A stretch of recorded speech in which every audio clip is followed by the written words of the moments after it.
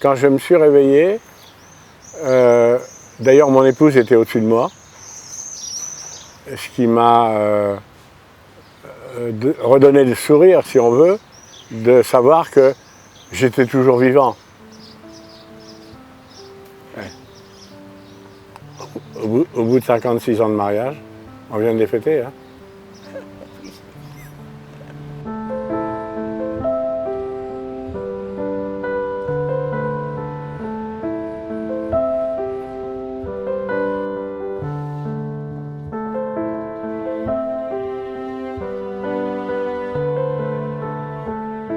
Dès le réveil, tout de suite, j'ai ressenti que la vie était revenue.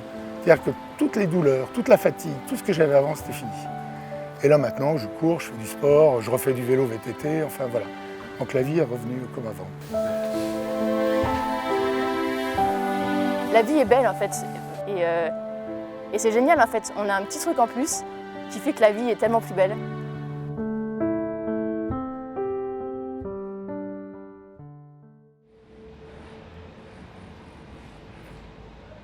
Le foie, c'est l'organe le plus volumineux de l'organisme. Et en gros, c'est une usine qui sert à transformer les aliments, à synthétiser toutes les molécules dont on a besoin et à éliminer une grande partie des déchets, c'est-à-dire des résidus, des transformations métaboliques. Transformation des protéines, transformation de l'hémoglobine, etc. Et toutes ces substances qui ne servent plus à rien sont éliminées en grande partie par le foie et aussi en partie par le rein. Et donc évidemment, quand on n'a pas de foie ou quand le foie ne marche pas, on ne peut pas vivre parce que cette usine sert à faire fonctionner l'organisme. Ça a été très rapide. En fait, à partir de décembre 2015, j'ai commencé à être fatiguée. Mais sans plus, je pensais que c'était les études. J'étais encore étudiante à cette époque-là. Et donc de plus en plus fatiguée, mais je ne me suis pas du tout posé de questions. Et en février, je suis allée faire du ski une semaine sur un snow. Et en mars, le 4 mars, je suis devenue un peu jaune. Donc mes parents m'ont emmenée aux urgences. Et là, on m'a annoncé que j'avais un foie qui fonctionnait à 10%. J'avais beau m'intéresser à la médecine, le foie c'était un organe assez inconnu pour moi. La plupart des maladies du foie sont des maladies chroniques, c'est-à-dire que ce sont des maladies qui évoluent pendant plusieurs années ou plusieurs dizaines d'années. Les manifestations, ça peut être une jaunisse, ça peut être une accumulation de liquide dans la cavité abdominale, c'est ce qu'on appelle de l'acide. Ça peut être des infections qui sont fréquentes quand on a une maladie du foie avancée. Et ça peut être aussi ce que l'on appelle une encéphalopathie, c'est-à-dire des troubles neurologiques, une altération fonctionnelle de l'encéphale qui peut conduire à des manifestations très diverses comme une somnolence, une désorientation, des difficultés à se concentrer, voire ce qu'on appelle des troubles de la vigilance, un coma dans les formes qui sont les plus avancées.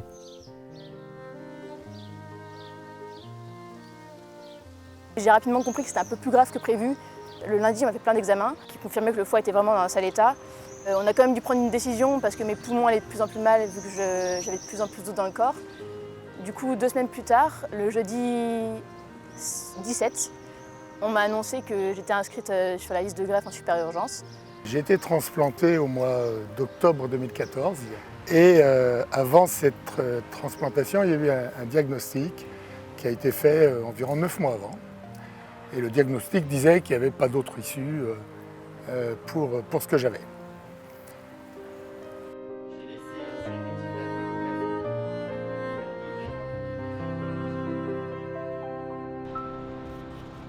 Le rôle du psychologue dans le parcours de transplanté, il est assez simple.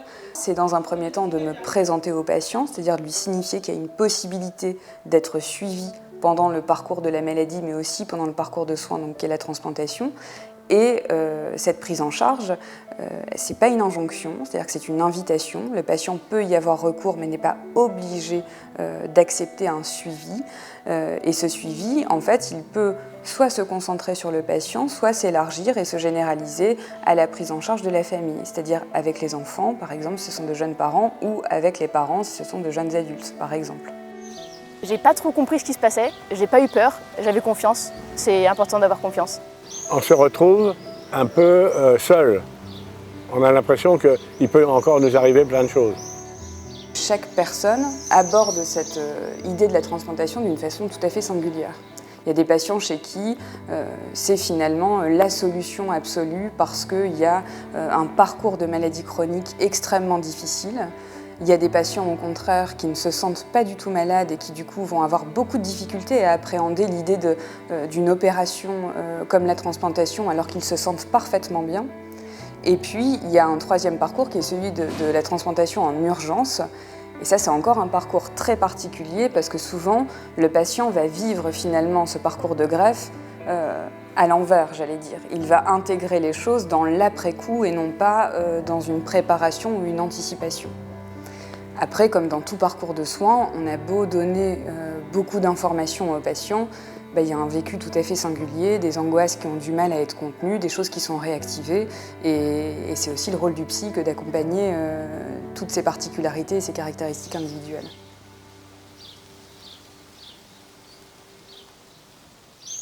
Ces maladies terminales du foie, malheureusement, elles ne sont pas réversibles, c'est-à-dire qu'on n'a pas de traitement médical qui permette d'améliorer franchement les complications lorsqu'elles existent. On n'a pas non plus de traitement médical qui permette de corriger les anomalies de l'architecture dont on parlait tout à l'heure. Donc en général, c'est quelque chose qui est fixe et définitif. Alors le seul moyen qu'on ait, c'est de remplacer l'organe et donc de le transplanter.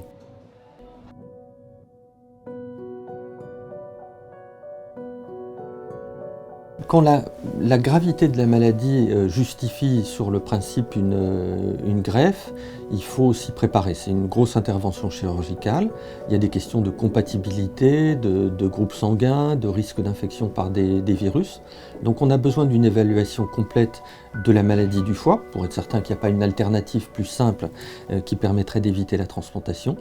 Et puis aussi des grandes fonctions, des grands organes, pour être certain qu'il n'y a pas de risque opératoire particulier.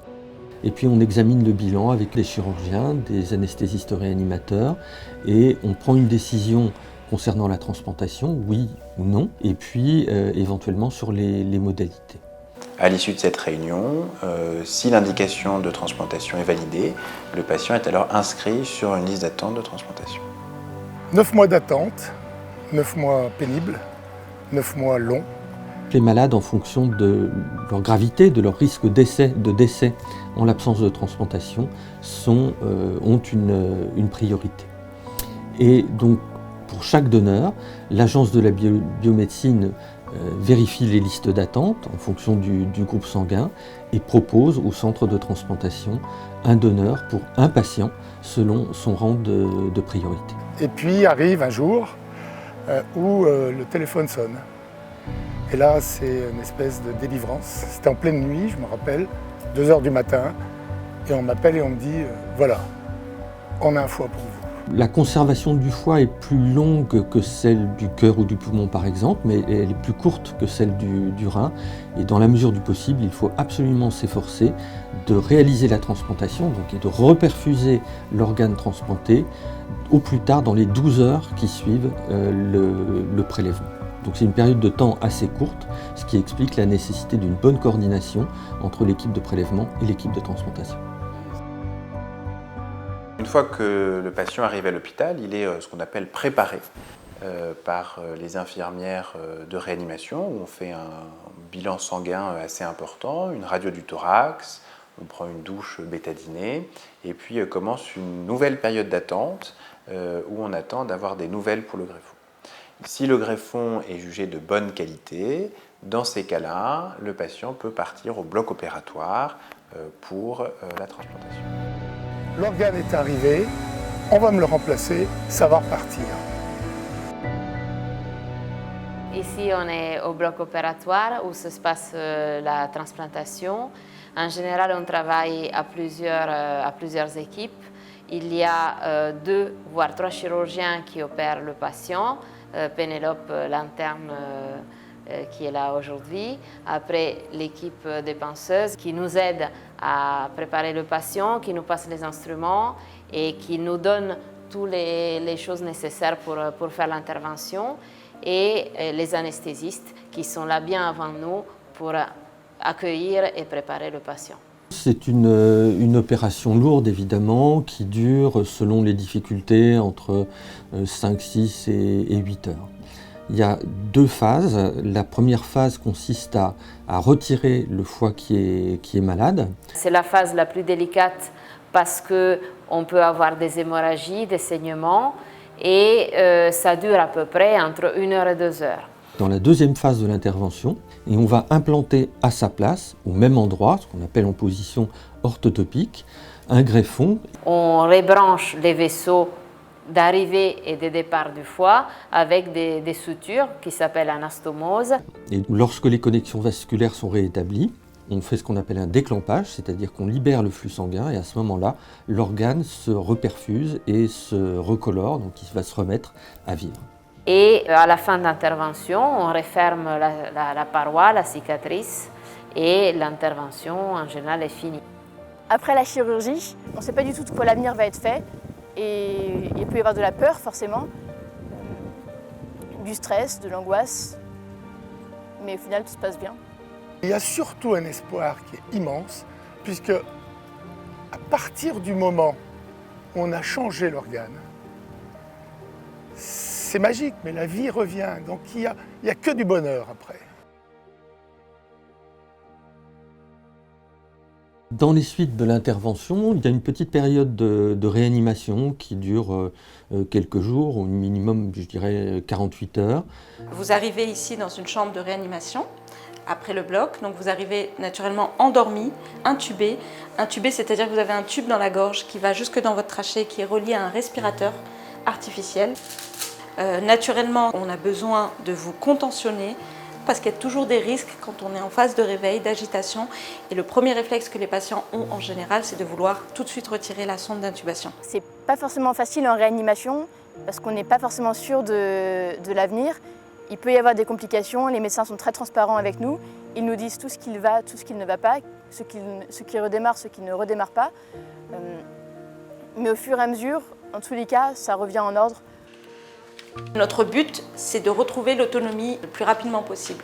Donc vous allez avoir une surveillance très très accrue, et ce, tout au long de votre séjour en réanimation. Au-delà de cette période qui n'est pas très douloureuse, qui est plus désagréable que douloureuse, le patient va être transféré en salle d'hospitalisation conventionnelle et c'est là que va commencer en fait son apprentissage, son éducation thérapeutique sur la greffe, sur le fonctionnement du greffon, sur les tests qui sont utilisés pour surveiller son fonctionnement, sur le rythme des examens complémentaires, des consultations et puis aussi ce qui est très important sur la gestion des médicaments.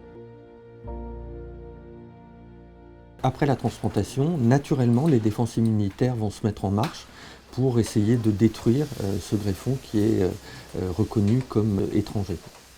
Donc pour que la transplantation marche, fonctionne, et pour que l'organe reste fonctionnel, on a besoin d'un traitement immunosuppresseur qui va diminuer les défenses immunitaires pour éviter une réaction de rejet.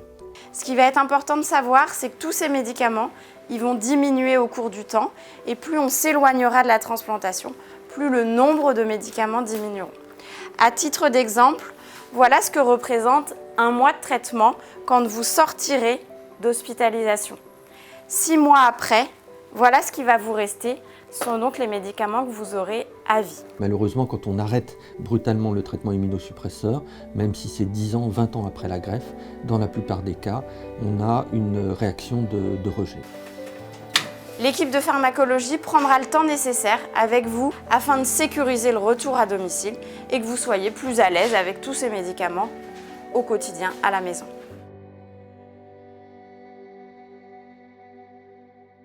C'est une sortie qui est préparée en équipe, de façon pluridisciplinaire, mais aussi bien sûr sur le plan psychologique, sur les angoisses, sur les différentes questions qui peuvent se poser par rapport à l'entourage, à la réappropriation identitaire, etc. Et une semaine après cette sortie et ce retour à la maison, il y a un retour à Beaujon pour une journée, au cours de laquelle on vient voir le patient, on s'informe des difficultés et donc on fait le nécessaire pour essayer de pallier à ces difficultés à l'extérieur. On met du temps à se réhabituer à la vie. On a passé quelques semaines coupés du monde, le temps s'est arrêté pendant quelques instants. Donc on y pense souvent, on a du mal un peu à s'en remettre. Même si ça peut très bien se passer, ça nous obsède en quelque sorte. Mais il faut sortir, il faut revenir à la vie et au fur et à mesure, la vie reprend son cours. Moi, sur la fin, j'étais pratiquement à zéro puisque j'arrivais quasiment plus à me déplacer. Et quand je suis rentré chez moi, première chose que j'ai fait, j'ai monté les escaliers. Je ne pourrais plus monter les escaliers sans m'arrêter. Et je les ai montés d'une seule traite. À l'époque, nous habitions au 2e étage. La transplantation, le plus souvent, c'est un long parcours. Cependant, on a maintenant des traitements qui sont extrêmement efficaces. On a fait beaucoup de progrès dans les techniques chirurgicales, dans la gestion des complications après la greffe. Et c'est vrai qu'on voit maintenant des populations de patients qui avaient une maladie particulièrement grave, qui engageait le pronostic vital à court terme, et qui, après la transplantation, retrouvent une autonomie parfaite, au prix de la nécessité d'une surveillance médicale, mais qui retrouvent une autonomie parfaite, qui leur permet de retrouver leur vie familiale, de faire du sport, d'avoir des enfants pour des jeunes femmes, de voyager. Et donc on peut mener une vie tout à fait normale, dans un confort tout à fait normal, travailler lorsqu'on en a la possibilité. Malheureusement, beaucoup de patients ont perdu leur travail et des difficultés à le retrouver, même si physiquement ils en ont absolument la capacité. On ne reconnaît plus les transplantés dans la rue, ils retournent à la vie normale. On peut tout faire, il n'y a rien qu'on ne puisse pas faire comme les autres, sauf manger du pamplemousse. Ça, c'est assez anecdotique. Le reste, on peut. Le sport, on peut. La piscine, on peut. La musique, on peut. Sortir, on peut tout faire. J'ai toujours pensé que mécaniquement, quand un organe ne fonctionne pas, si on a la chance de l'avoir et de pouvoir le changer, il ne faut même pas hésiter, quoi. Parce que ça marche. Le résultat, il est là maintenant, devant vous, avec mon épouse. Nous sommes toujours ensemble et je pense que c'est le fruit de la réussite.